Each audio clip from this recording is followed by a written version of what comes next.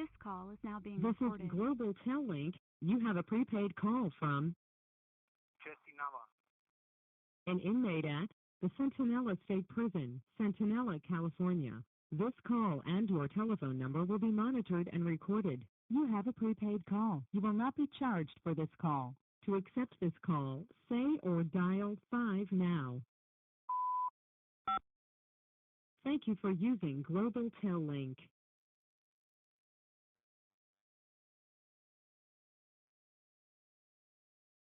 Okay, so you wake up in the hospital. How long do you are you in the hospital for?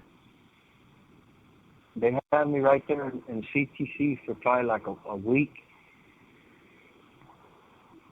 and then they take you from when they bring you back from the outside hospital, they have a hospital right here in the prison. They'll keep you there for a little bit, and then they eventually, once the medical clears you, they'll take you to the ad sec. And then you said you got validated. Yeah, valid. That's when IGI hits you, like IGI keeps points on you for your gang validation. Like if they get you for gang activities, stuff like that, or they have any confidential information that they deem reliable, they end up hitting you with a validation packet, which basically ultimately gives you an indeterminate shoe. So and once you get an indeterminate shoe, where are you housed at? Well, usually what they'll do is they'll send you either to, at that time they had Pelican Bay, Corcoran, and Tehachapi shoe for anybody that was validated. If Tehachapi had one shoe yard and one SNY 180, and so they'll send you to they'll either send you to Tehachapi, send you to Corcoran, or send you to Pelican Bay. And where did Sometimes you it'll end up? take. I end up at Tehachapi, but sometimes it'll take you like 2 years to get there. You know what I mean? So it's like some guys will stay in their ad seg forever, waiting to get up to the shoe.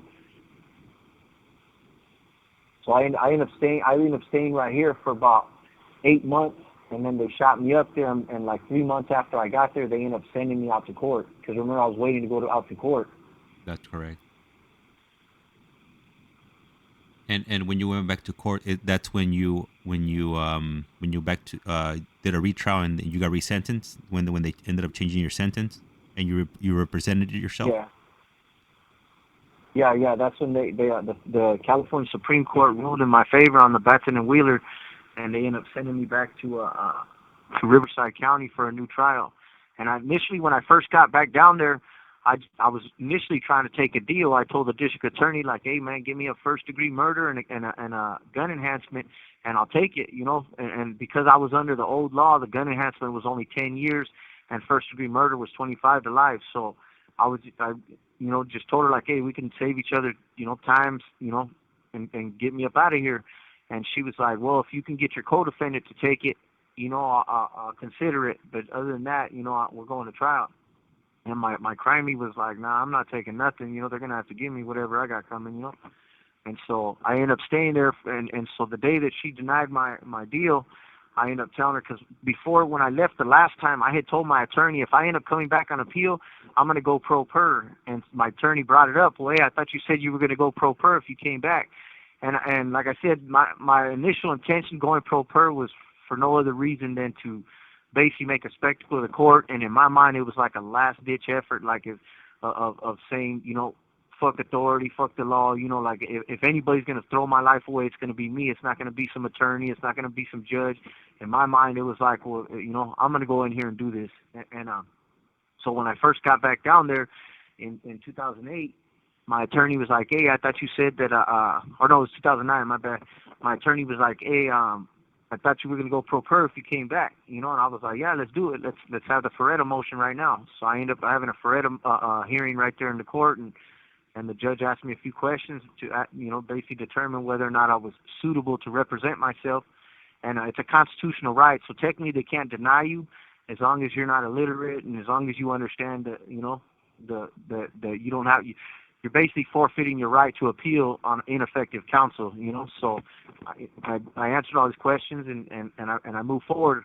I wasn't intending on putting up any defense. I wasn't even intending on going all the way at that point in time. I was just, like I said, just wasting the court's time. Figured if I have to sit here in this county, I'm gonna have fun doing it.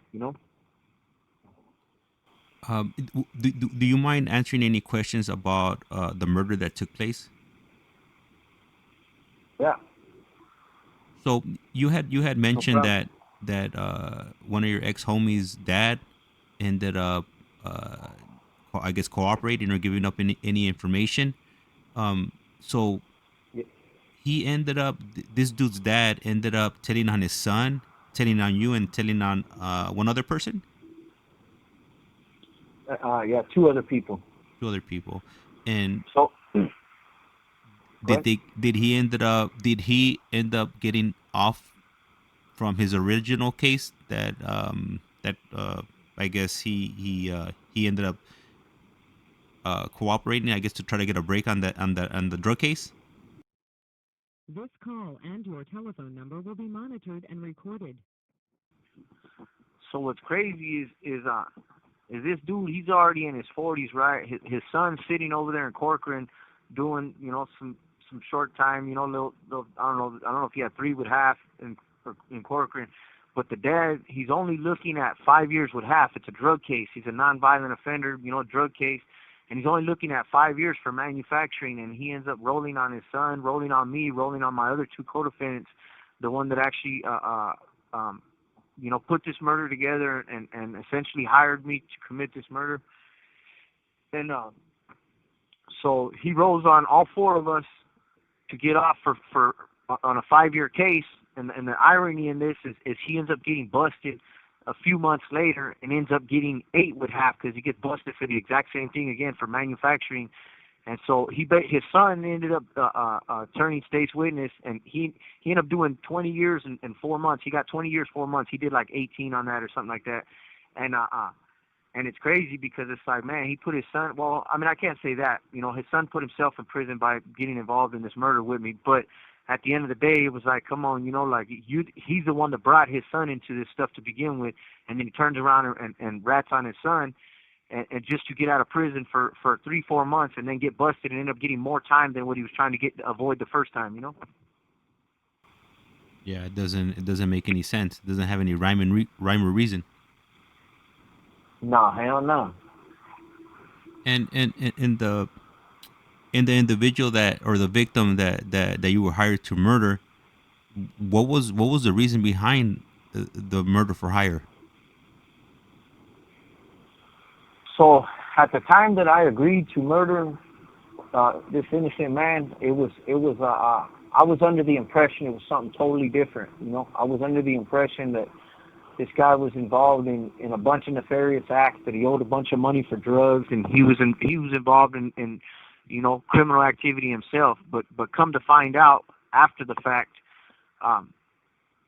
he the real reason that ultimately I was hired to murder an innocent man was the fact that he was actually with the wife of the guy who actually paid me for this murder. So basically, he didn't do anything. What he was doing is one of my co-defendants, the one who ultimately never was held accountable. He ended up dying in a board meeting in like Great Britain somewhere. He was a rich guy, a rich old man. This guy hired my other co-defendant, who we knew through other businesses, like, hey man, I find somebody to jam this guy up, because his wife had left him because he was being abusive, and they were just having like a nasty divorce, and she actually found somebody else to love her and treat her right, treat her with respect. And that's the only thing that my victim had done was he fell in love with the woman who was trying to escape a violent and angry and impulsive and immature rich man. And the day of the murder, what exactly transpired? You guys broke into his house, picked him up on the street. Like, what was the plan? Well, ultimately the plan was to make it look like a drug deal gone bad. That was the plan. But when you send 3 17-year-old kids high on drugs, impulsive, reckless, immature, like I said, my other co-defendant, the one who the middleman between the man who actually hired us to do this murder, and myself, uh, he had basically planned the whole thing and was like, look, this is how you should do it. This is what it is. It's, he gave us the gun and he told me, basically like this is the best way. It's got to look like this because if not, they can tie it back to a friend of mine, somebody who's part of my organization. Mind you, again, when I initially agreed to it, I believed that it was for a different reason. So in my mind, I'm like, absolutely, like this. If this man owes us money, then and you guys and you guys are fronting me all this stuff, because I was getting a bunch of dope at the time from these guys. So I was under the impression that it was the same kind of situation, but it wasn't. I was manipulated. They used my own greed and my own need to be accepted against me. At the time, like I said, I was a lost 17-year-old. I was reckless and impulsive. So when these guys who I respected and I glorified as as these big time dope dealers, these big powerful dudes, when they're asking me to do a favor, for me it was more about being accepted by them and less about the money. Don't get me wrong though, the greed also played a part in it as well. So they told us what to do, and ultimately we ended up going there. We planned it for several months. The situation never presented itself, properly. So by their standard, by how they wanted it, so then one night they called and was like, hey man, it's got to happen tonight. This guy's going to be leaving to Brazil, this, that, and the other. This call and your telephone number will be monitored and recorded. I found out after the fact that the reason why they were so adamant about it happening that night is because they knew that the wife of my co-defendant, that she wasn't going to be there. They knew that an innocent man was going to be in his home by himself that night, and so that's kind of why they were so persistent about it happening that night.